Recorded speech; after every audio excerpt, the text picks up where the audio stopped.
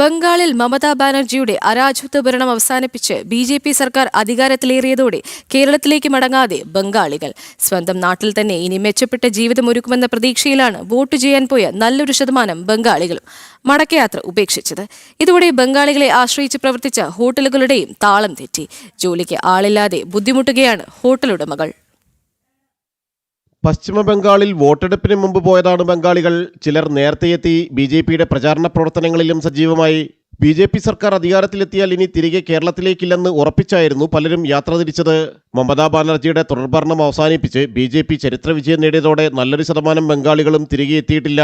Train കിട്ടുന്നില്ലെന്നും സംഘർഷങ്ങൾ നിലനിൽക്കുകയുമാണെന്ന കാരണം ഹോട്ടലുടമകളോട് പറഞ്ഞാണ് പോയവരെല്ലാം ബംഗാളിൽ തുടരുന്നത്. ബംഗാളിൽ പോയി നമ്മളെ കുറേ സ്റ്റാഫ് കഴിഞ്ഞ മാസം 20-ാം തീയതി പോയതാണ്. ഇതുവരെ തിരിച്ചു വന്നില്ല. വിളിച്ചപ്പം അവർക്ക് അവിടുന്ന് വരാനുള്ള സാഹചര്യമില്ല, ട്രെയിനില്ല, കിട്ടുന്നില്ല, ട്രെയിൻ ടിക്കറ്റ് കിട്ടുന്നില്ല എന്നൊക്കെ പറഞ്ഞത്. അത് കാരണം പല കടകളും ഇപ്പോൾ അടച്ചിട്ടിട്ട് തുറന്നില്ല. കാരണം ഈ തൊഴിലാളികളുടെ ഭയങ്കര ക്ഷാമമാണ്. നമ്മൾ ആകെ ബുദ്ധിമുട്ടിയിരിക്കുകയാണ്. ഹോട്ടലെ സംബന്ധിച്ചോളം എല്ലാവരും പ്രതിസന്ധിയിലാണ്. അവർ എപ്പോൾ വരും എന്നുള്ളത് ഒരു പ്രതീക്ഷയില്ല. വിളിക്കുമ്പോൾ ചിലവർ ഫോൺ എടുക്കുന്നു, ചിലവർക്ക് വരാൻ പറ്റാത്ത അവസ്ഥയാണെന്ന് പറഞ്ഞു. മിക്ക ഐറ്റംസ് ഞങ്ങൾ ഓഫ് ചെയ്തിരിക്കുകയാണ്. ഷവർമ, അൽഫാം, ചൈനീസ് ഇങ്ങനെയുള്ള ഐറ്റംസ് ഒന്നും ഇപ്പോൾ കൊടുക്കുന്നില്ല. കാരണം ഇവരാണ് അതിൻ്റെ മെയിൻ നമ്മളെ തൊഴിലാളികൾ. അപ്പോൾ അവർ വരാത്ത സാഹചര്യം നമുക്ക് അത് നടത്തിക്കൊണ്ടുപോകാൻ പറ്റാത്തൊരു ബുദ്ധിമുട്ടിലാണ് ഉള്ളത്. ജനതാൽപര്യങ്ങൾ മുൻനിർത്തി നിക്ഷേപ സൗഹൃദ അന്തരീക്ഷവും എല്ലാവർക്കും തൊഴിൽ സാഹചര്യങ്ങളും പുതിയ സർക്കാർ ഒരുക്കുന്നതോടെ മറ്റു സംസ്ഥാനങ്ങളിലേക്ക് തൊഴിൽ തേടി പോകാതെ എല്ലാവരും പശ്ചിമബംഗാളിൽ തന്നെ തുടരുന്ന സ്ഥിതിയുണ്ടാകും.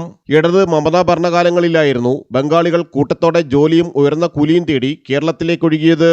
ജനം, കൊച്ചി.